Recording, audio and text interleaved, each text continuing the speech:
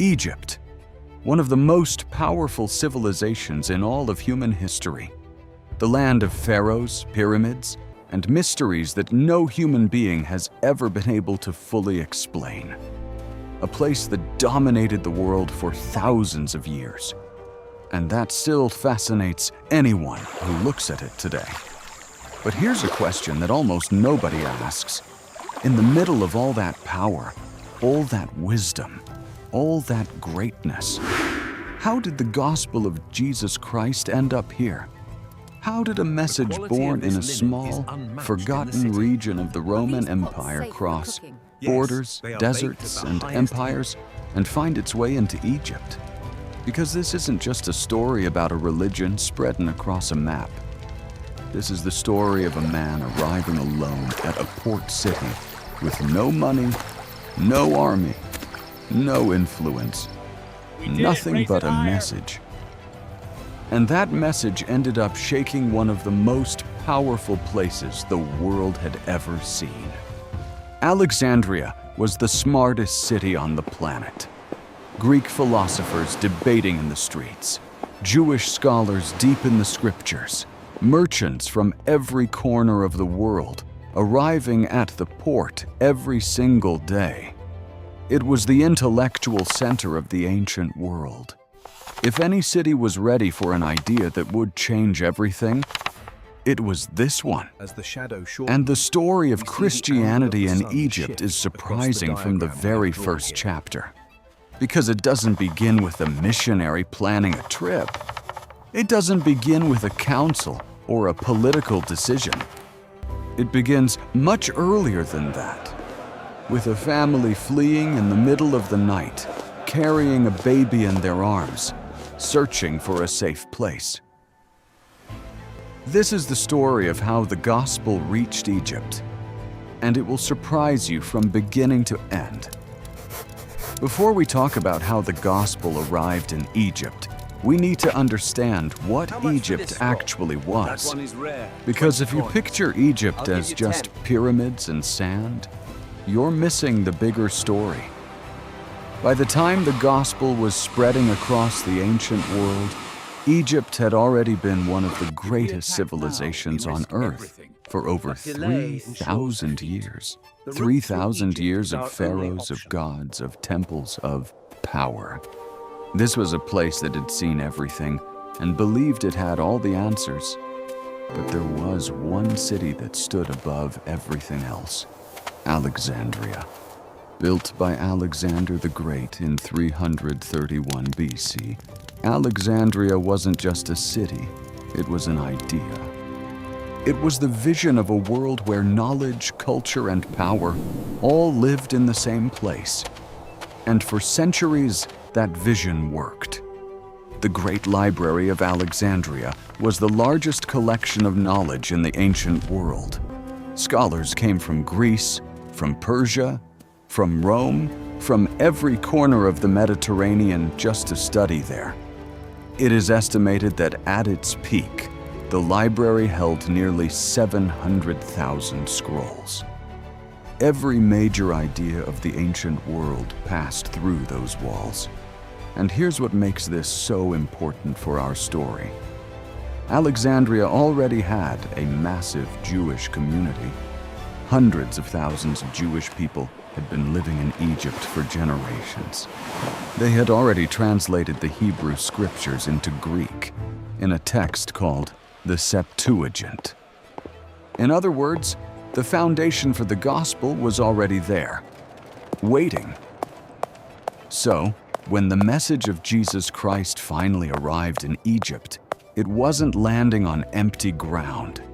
It was landing in a city that was intellectually hungry, spiritually restless, and already deeply connected to the story of Israel. The soil was ready. Question was, who would plant the seed? Subscribe? This trail is just beginning. Around the year 42 AD, a man stepped off a boat at the port of Alexandria. He wasn't a general. He wasn't a philosopher. He wasn't a politician. He was a disciple of Jesus Christ named Mark. and he was about to change Egypt forever. Listen to me, Anya. The tradition of the It's not Coptic sacred Church anymore. tells us You that have to as soon as Mark demystify arrived in tonight. Alexandria, something simple and unexpected happened. One of his sandals broke. He went to a shoemaker named Anyanos to get it fixed.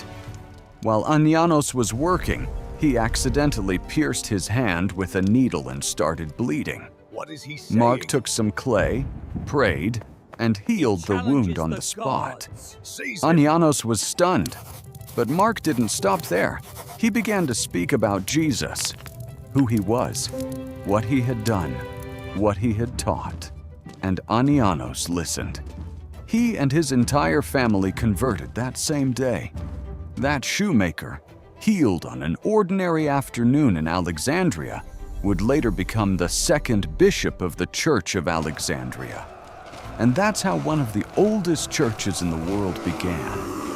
Not with a great event, not with a powerful speech in a public square, but with a broken sandal, a healed wound, and an honest conversation about Jesus Christ. Mark continued preaching across Alexandria and throughout Egypt. The message spread quickly, but resistance came just as fast. Local authorities grew threatened by this growing movement, and Mark was martyred in Alexandria around 68 AD.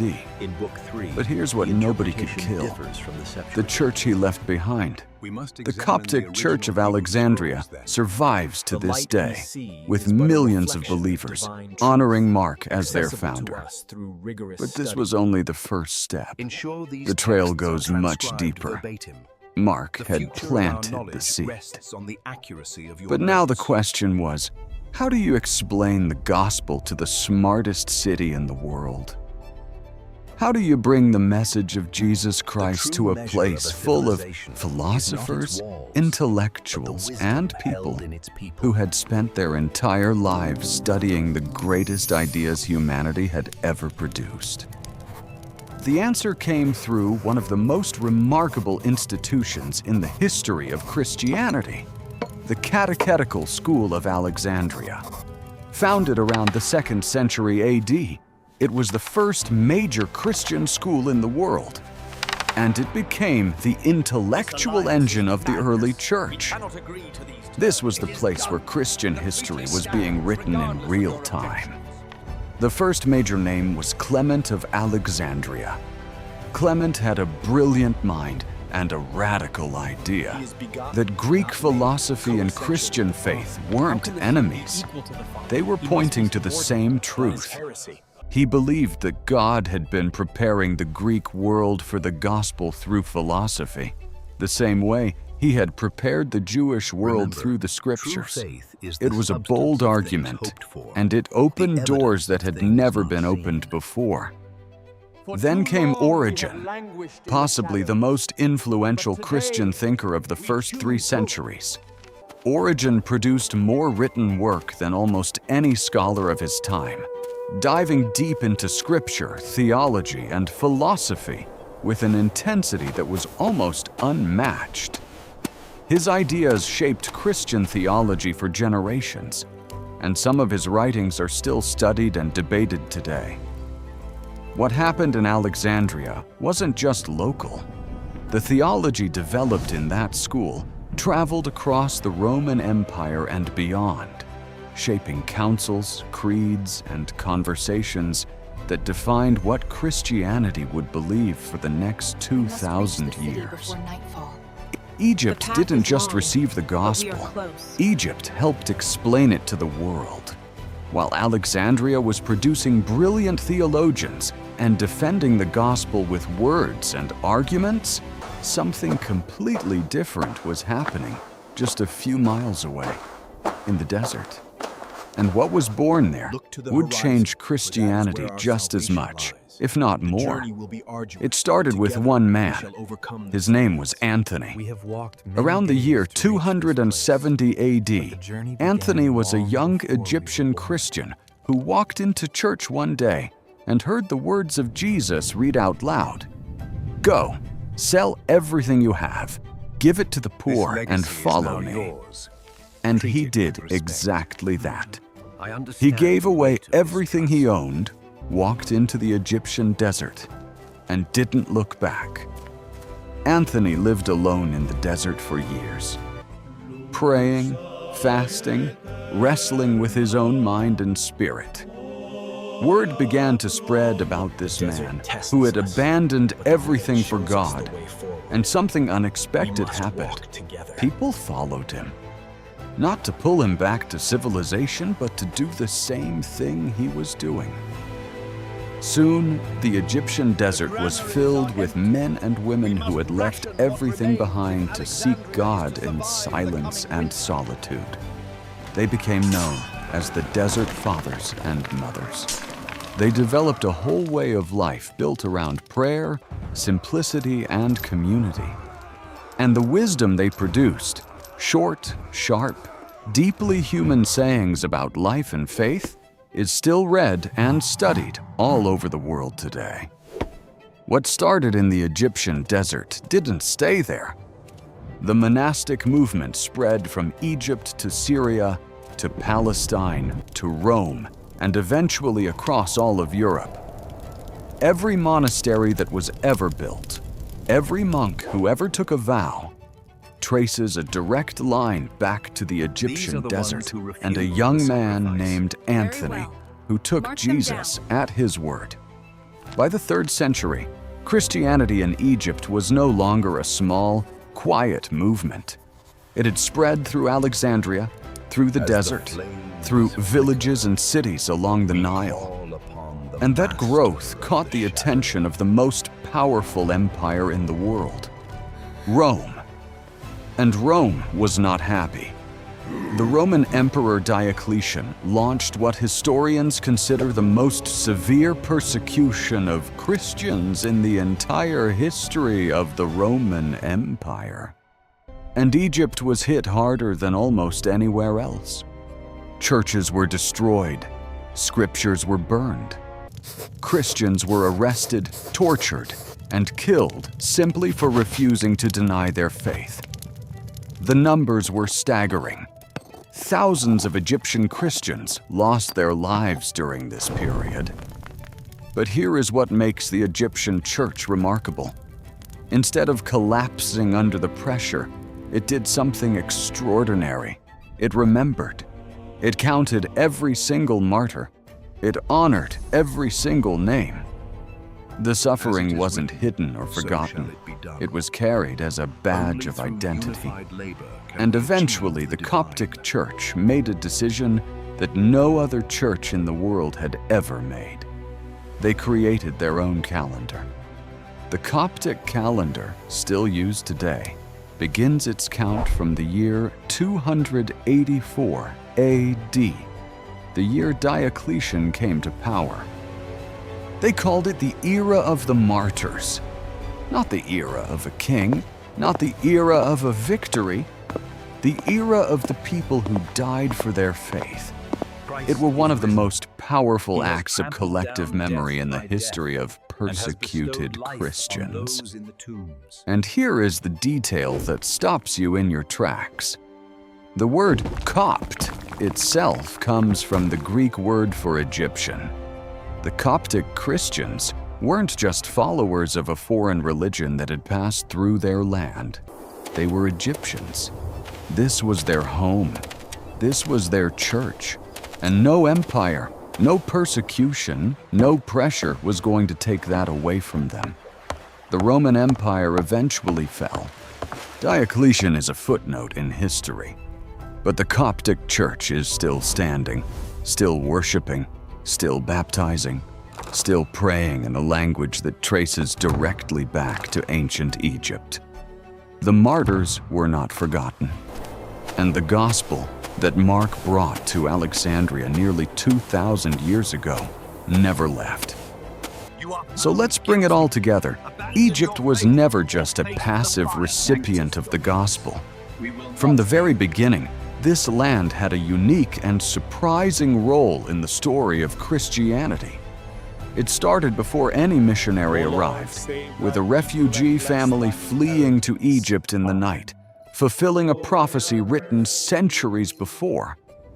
Then came Mark, arriving at a port city with nothing but a message, healing a shoemaker, and planting a church that would outlast empires. Alexandria became the intellectual capital of the Christian world, producing theologians like Clement and Origen, whose ideas still shape the faith today. The desert gave birth to monasticism, a movement that spread from Egypt to every corner of the globe. And when the greatest persecution in Roman history tried to erase the Egyptian church, that church didn't disappear. It created a calendar to remember every single person who died for their faith. This is what Christian history looks like when you pay attention. It's not a straight line. It's not clean or simple. It's a story full of broken sandals and desert caves and brilliant scholars and quiet martyrs, all connected by the same message that arrived in Alexandria nearly 2,000 years ago. And here's what's remarkable. The Coptic Church is still there, still standing in the same land where Mark first preached, still baptizing children in the same faith, still praying in a language descended from the ancient Egyptians. The gospel didn't just pass through Egypt. It put down roots so deep that nothing has been able to pull them out.